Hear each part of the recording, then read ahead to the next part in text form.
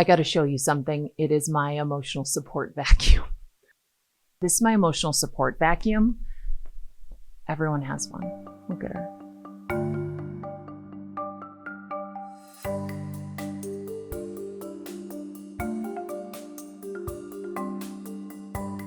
She was a limited edition Dyson. I believe only available at Target, purchased sometime between 2008 and 2010. She belonged to my husband, Aaron. Really holding on to her. I don't know why I'm calling her her. I believe a vacuum could be any gender. Okay? Unlike cats, which are all girls, dogs, which are all boys, which doesn't really make sense because I have 2 female dogs, but they are boys. Birds and lizards are non-binary. Fish don't have any gender identity whatsoever. And vacuums? Extremely fluid. Why is this my emotional support vacuum?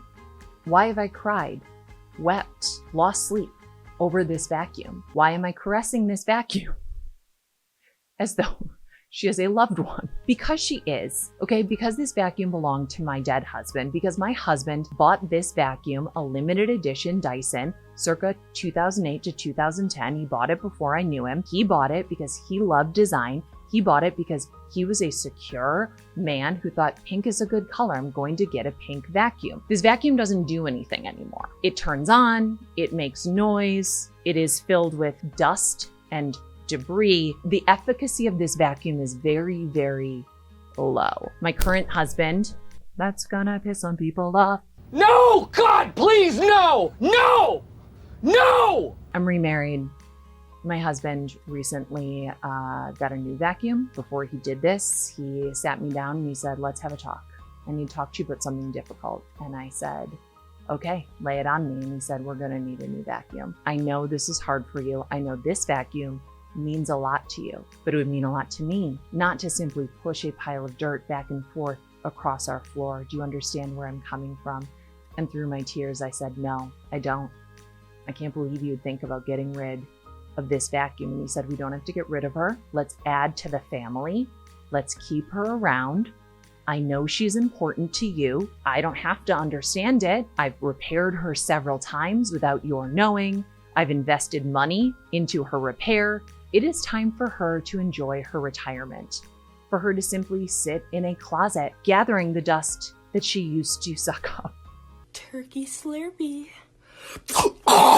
And I'm never getting rid of this vacuum, and I have researched other Dyson repair places, and this vacuum will continue living as long as I live, because I believe that there are pieces of dust in this vacuum that belong to my dead husband, and anyone who has a dead loved one knows that once you lose a person, some of their belongings take on a bizarre amount of meaning to you. It doesn't make sense.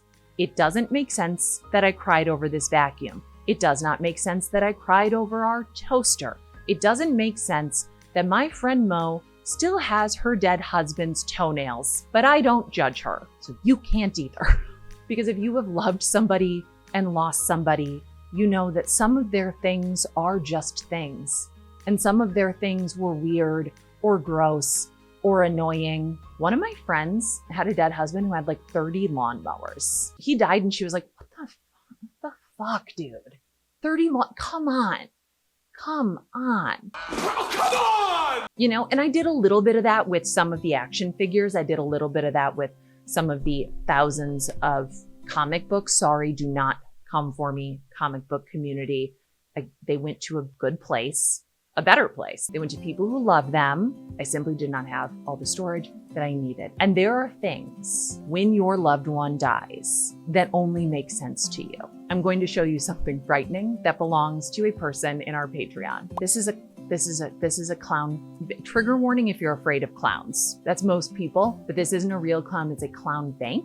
Belonged to her mother, and she was the only person, in her words, brave enough to keep it. I asked people to share some of their dead people's things that would only make sense to them. I got this voicemail, and there's a boat title sticker that goes up while she's saying it.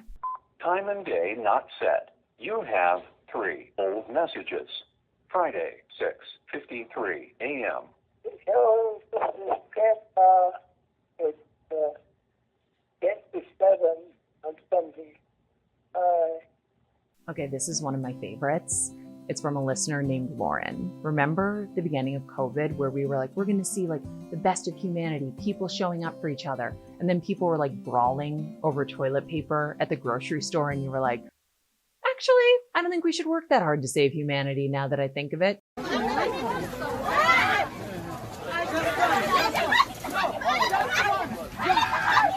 Anyways, Lauren's dad was a part of this toilet paper shortage, not a person brawling for it, but a person who wanted to procure some toilet paper for him and his family. So he goes online, he finds a 24-pack of toilet paper at an amazing price. He orders it thinking, I'll split it amongst my children, my wife and I.